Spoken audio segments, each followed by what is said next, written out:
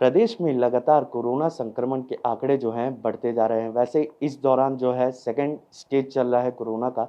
ऐसे में बच्चों को किस तरह हिदायत रखनी चाहिए, किस तरह वो खतरे में है, किस तरह से उनको देखभाल करनी चाहिए, इस बारे में हमारे साथ चर्चा करने के लिए चाइल्ड स्पेशलिस्ट डॉक्टर रिमझिम श्रीवास्तव। सबसे पहले मैम ईटीवी भारत में स्वागत है आपका। Thank you. मैम पहला स्टेज था जो पिछले साल रहा, अब दूसरा स्टेज चल रहा है। इस दौरान बच्चों को कितना खतरा है, इसके बारे में बताइए। बिल्कुल, ये जो नया वेरिएंट आया है, इसमें बच्चों में ज़्यादा देखने के लिए मिल रहा है और इसकी ख़ास वजह ये है कि ये नया वेरिएंट बहुत ज़्यादा इन्फेक्टिव है। इन्फेक्टिव है इसका मतलब ये है कि वो जल्दी फैलता है और ज़्यादा लोगों को फैलाता है। अब अगर हम पिछले साल के कोरोना वायरस के मुकाबले से देखें, तो एक इंसान 3 या 4 लोगों को इन्फेक्शन पहुँचा सकते थे, लेकिन अब वो 3 से ज़्यादा लोगों को इन्फेक्शन पहुँचा सकते हैं। दूसरा, पहले जो इंक्यूबेशन पीरियड हुआ करता था वो 5 से 7 दिनों तक का था, अब वो कम हो कर के 3 से 5 दिनों का हो गया है। तो इस तरह से हम देखें तो ज़्यादा लोग इसमें इन्फेक्ट हो रहे हैं और उसी प्रोपोर्शन से ज़्यादा बच्चे हो रहे हैं। पिछले साल के मुकाबले पिछले साल ये बताया जा रहा था कि टोटल पॉपुलेशन के 3% बच्चे इन्फेक्ट हो रहे थे और इस बार 6% के आसपास इन्फेक्शन हो रहा है। तो चूँकि ज़्यादा लोग इन्फेक्ट हो रहे हैं तो उसी प्रोपोर्शन में ज़्यादा बच्चे इन्फेक्ट हो रहे हैं। लेकिन ये इन्फेक्शन उन्हीं बच्चों में देखा जा रहा है जहाँ पे कोविड प्रोटोकॉल का पालन नहीं किया गया है। जहाँ आप देखें जैसे होली के समय या उसके बाद भी बच्चे समूह में खेलते हैं, इधर-उधर जा कर के घूम रहे हैं और मास्क नहीं पहन रहे, सामाजिक दूरी नहीं रख रहे और हाथ की सफाई नहीं रख रहे। इसी परिवेश में ये कोरोना वायरस ज़्यादा बच्चों में फैल रहा है और जब ये बच्चों में फैल जाता है तो बच्चे घर में आते हैं और घर के सभी सदस्य इन्फेक्ट हो जाते हैं। मैम जिस तरह जैसे छोटे बच्चे हैं, पहले उनको बोला जाता था आप बाहर निकलिए, खेलिए, जितना फिजिकल एक्टिविटी उतना करिए। जी, लेकिन अब कहीं न कहीं पिछले 1 डेढ़ साल से पेरेंट खुद घरों में बच्चों को कैद कर दिए हैं। बिल्कुल। तो एक तरीके से उन पे मानसिक दबाव भी है, वो बाहर जा रहे हैं तो एक तरीके से डर भी है जो पेरेंट्स को है। तो जी। किस तरह से इसको टैकल करना चाहिए हमें?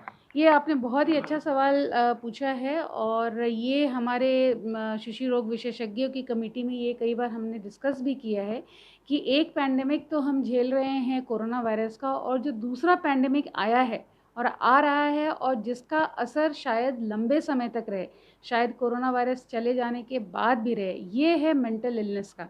और ये बच्चों में अभी बहुत हद तक देखा जा रहा है क्योंकि बच्चों के अपने हम उम्र बच्चों के साथ खेलना कूदना बाहर निकलना ये सब उनके विकास में मदद करते हैं और जब अगर हम इन्हें घर में बांध करके रखते हैं, बच्चे अकेले रहते हैं, स्कूल नहीं जा रहे हैं, कई कई घर में तो अगर बच्चा इकलौता भाई बहन ही है, अगर कोई नहीं है तो भी उनको प्रॉब्लम हो रही है।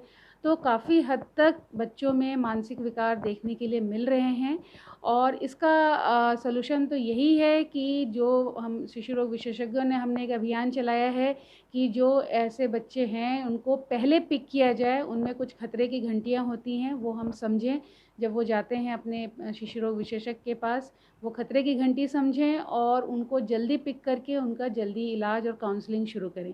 साथ साथ मुझे मैं पेरेंट्स से भी रिक्वेस्ट करूँगी कि बच्चों के ऊपर आपको थोड़ा ज़्यादा ध्यान देना होगा। बच्चे अगर अकेले हैं घर में, आपको उनके साथ इन्वॉल्व होना होगा, उनके साथ समय व्यतीत करना पड़ेगा, उनके साथ आप टीवी देखिए, आप एक्सरसाइज़ कीजिए, गाने सुनिए, इस तरह की चीज़ें रख के उनको इन्वॉल्व रखना है ताकि बच्चों में मेंटल इलनेस कम हो। मैम लगातार कोरोना संक्रमण क्योंकि हर एक एज ग्रुप में हो रहा है, जो बच्चे हैं 15 साल, 10 साल, 5 साल, जो न्यूबॉर्न बेबी है, तो किस तरह से ये 5 साल, 10 साल इस कैटेगरी में बच्चों को इन्फेक्ट कर रहा है? कौन से ज़्यादा हाई रिस्क पे हैं इस दौरान जो है? देखिए 12 साल के नीचे जो बच्चे हैं वो रिस्क पे तो सभी हैं, रिस्क पे तो अगर नवजात शिशु वो भी है, लेकिन इनमें अभी तक माइल्ड डिजीज़ ही देखने के लिए मिले हैं। ये आंकड़ा बताया जा रहा है कि 70 से 80% बच्चे अपने उनमें लक्षण भी नहीं दिखते और इसकी वजह से इनको सुपर स्प्रेडर कहा जाता है क्योंकि उनमें लक्षण नहीं दिखते, वो इधर-उधर जाते हैं, अपने दोस्तों के पास जाते हैं, अपने परिवार के सदस्यों के पास जाते हैं, लेकिन उनको संक्रमित कर सकते हैं। जो बाकी के 30 से 20% बच्चे हैं, इनमें लक्षण दिखते हैं और इनमें से 1 से 2% बच्चे ऐसे होंगे जिनको हॉस्पिटल की आवश्यकता पड़ेगी। तो कुल मिला के अगर हम ये कहें तो बच्चों में माइल्ड डिज़ीज़ ही देखने के लिए मिल रहा है। कुछ बच्चे ऐसे हैं जिनको हॉस्पिटल की एडमिशन की ज़रूरत पड़ती है और आगे गंभीर समस्या का भी सामना करना पड़ सकता है। मैम क्योंकि शहरों में देखा गया है कि नैरो फैमिली ज़्यादा होती हैं, माता-पिता और बच्चे होते हैं।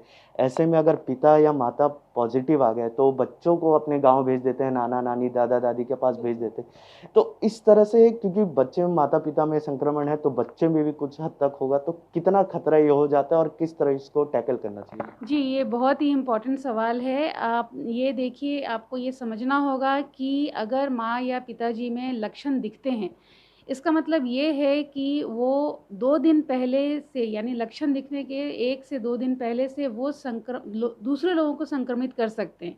तो अगर बच्चा उनके साथ 1 या 2 दिन रह चुका है, तो बहुत ज़्यादा चांस हैं कि बच्चे में संक्रमण हो चुका होगा। ऐसी स्थिति में अगर आप उनको किसी वृद्ध के पास, दादा-दादी या नाना-नानी के यहाँ भेजते हैं, जो कि हाई रिस्क कैटेगरी में आते हैं, तो उनका रिस्क बढ़ जाता है, क्योंकि उनमें गंभीर बीमारी होने के चांसेस बहुत ज़्यादा हैं। तो अगर घर में कोई भी सदस्य पॉज़िटिव आता है, तो आप बच्चे को दूसरे घर में ना भेजें, उसी घर में रखें, आइसोलेट करके रखें, आप थोड़ी-सी दूरी बना कर के रखें। अगर 2 साल के ऊपर उम्र का बच्चा है, तो आप उसे मास्क पहना सकते हैं, उसे बार-बार हाथ साफ़ करना सिखाएँ और थोड़ी-सी घर में भी आप दूरी बना कर के रखें, तो बाहर संक्रमण फैलने का डर कम रहेगा। मैम अगर ज़्यादा छोटा बच्चा हो, माँ पॉज़िटिव हो क्योंकि बच्चों का माँ से ज़्यादा लगाव रहता है, माँ पॉज़िटिव हो, ज़्यादा छोटा बच्चा हो, ऐसे में क्या ब्रेस्ट फीडिंग करवाना सेफ़ है? करवाएँ तो किन चीज़ों का ख़ास ख़्याल रखना चाहिए? बिल्कुल। अगर माँ पॉज़िटिव है और बच्चा पॉज़िटिव है या नहीं है, लेकिन फिर भी ब्रेस्ट फीडिंग यानी स्तनपान बच्चे को कराना ही है। माँ को मास्क पहनना है, हाथ की सफाई रखनी है और ब्रेस्ट फीडिंग के बाद बच्चे से थोड़ी-सी दूरी बना कर के रख सकती हैं। लेकिन मास्क पहन कर के, और अगर माँ की स्थिति बहुत ज़्यादा गंभीर नहीं है, अगर वो स्तनपान कराने के लायक है, उनको शारीरिक कमज़ोरी वगैरह कुछ नहीं है, तो स्तनपान कराना आवश्यक है बच्चे को। मैम हर एक क्योंकि सबकी उम्र अलग-अलग रहती है, इम्यूनिटी पावर बड़ों की, बच्चों की सबकी अलग रहती है। तो जब बच्चा कोई पॉज़िटिव होता है, तो क्या उसका इलाज भी कुछ अलग होता है या दवाइयों में कुछ अंतर होता है या सेम रहता है? देखिए, जैसा कि मैंने बताया कि बहुत सारे मैक्सिमम बच्चे ऐसे हैं जिनमें माइल्ड डिज़ीज़ ही रहता है, उनमें लक्षण भी नहीं दिखते। ज़्यादातर उनमें जो लक्षण दिखते हैं वो रहता है बुखार आना, शरीर में दर्द होना, सर्दी-खाँसी होना। नई चीज़ें जो इस बार दिख रही है वो है उल्टी, दस्त होना। जो और छोटे बच्चे होते हैं उनमें खाने में रुचि कम हो जाती है, सुस्त हो जाते हैं। तो ये माइल्ड लक्षण रहते हैं और इनमें बुखार के लिए आप नॉर्मल पैरासिटामोल की दवाई दें ताकि बुखार कंट्रोल में रहे। इसके अलावा और कुछ भी दवा देने की ज़रूरत नहीं है। आपको 2-3 चीज़ों का ध्यान रखना है कि बच्चे में की साँस की गति तेज़ तो नहीं चल रही। अगर साँस की गति तेज़ चल रही है या ऑक्सीजन सैचुरेशन 94% से नीचे है, ये ऑक्सीजन सैचुरेशन बहुत छोटे बच्चों में नापना मुश्किल रहता है, क्योंकि वो जो हमारे पास ऑक्सीमीटर अवेलेबल है मार्केट में, वो छोटे बच्चे के लिए नहीं रहता है, इसलिए उसमें कई बार गलत रीडिंग भी आ जाती है।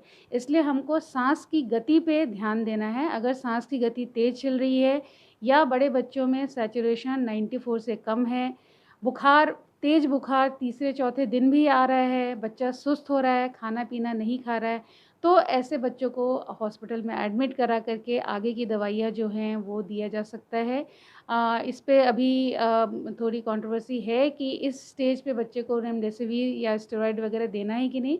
स्टेरॉइड दे सकते हैं इस टाइम पे, और इससे आगे अगर बच्चा और ज़्यादा सिक होता है, तब आगे की जो दवाइयाँ हैं वो रेमडेसिविर जैसी दवाइयाँ भी दिया जा सकता है। मैम अभी जो है लगातार क्योंकि संक्रमण बढ़ रहा है, हर कोई संक्रमित हो रहा है, ऐसे में जो पेरेंट्स हैं, बच्चों में थोड़ा-सा भी सिम्पटम दिखे घबरा जाते हैं, अलग-अलग दवाइयाँ देने लगते हैं, घर पे ही उपचार करने लगते हैं, तो इस तरह से अगर कोई घबराए नहीं, ऐसे पेरेंट्स को आप क्या कहना चाहेंगे? बिल्कुल, घबराने की आवश्यकता नहीं है और घबराना सॉल्यूशन बिल्कुल भी नहीं है। अगर आपको ऐसा लगता है कि बच्चे में संक्रमण हो चुका है, आप बच्चे का टेस्ट कराएँ। अगर टेस्ट पॉसिबल नहीं है किसी भी वजह से, कि बच्चा बहुत छोटा है, कोऑपरेटिव नहीं है या टेस्ट किट अवेलेबल नहीं है या रिपोर्ट आने में टाइम लग रहा है, ऐसी किसी भी स्थिति में आप मान कर के चलिए कि बच्चा संक्रमित है। जिन लक्षणों का मैंने ज़िक्र किया, अगर उनमें से कोई भी लक्षण बच्चे में है, तो बच्चा कोरोना वायरस से संक्रमित है। अगर बच्चे को बुखार आ रहा है तो आप उसे पैरासिटामोल की दवाई दें। सर्दी खांसी के लिए आप हल्की कफ सिरप वगैरह का इस्तेमाल कर सकते हैं। अगर आपको ऐसा लगता है कि बच्चे को सांस लेने में तकलीफ़ हो रही है या सैचुरेशन कम हो रहा है या बच्चा बहुत सुस्त है, खाना पीना बिल्कुल छोड़ चुका है, तो तुरंत अपने शिशु रोग विशेषज्ञ से संपर्क करें और कोरोना रिपोर्ट पॉजिटिव आने के बाद आप अपने शिशु रोग विशेषज्ञ से संपर्क करें ताकि आगे वो आपका ध्यान रख सकें।